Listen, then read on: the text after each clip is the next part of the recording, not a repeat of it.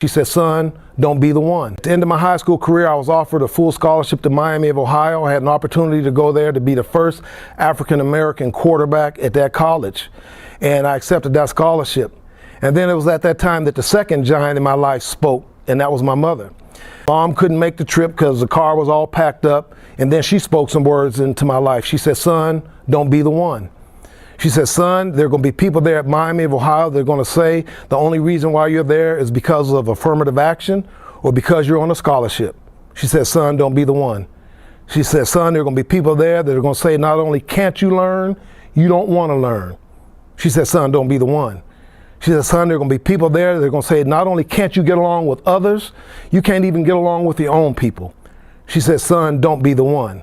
She said, don't be the one that they're talking about when they make that statement. She told me that I could validate negative stereotypes or I could tear them down. She said I could make things better for those coming behind me or I can make things worse. So my mom was teaching me right then the responsibility that I had with the privilege that I had of being able to go to that school. And so I always remember that along with the privileges that you have comes responsibility.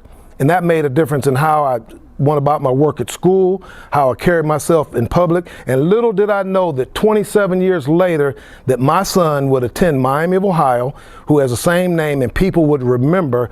And I think that I made things a little bit better for him when he went back there.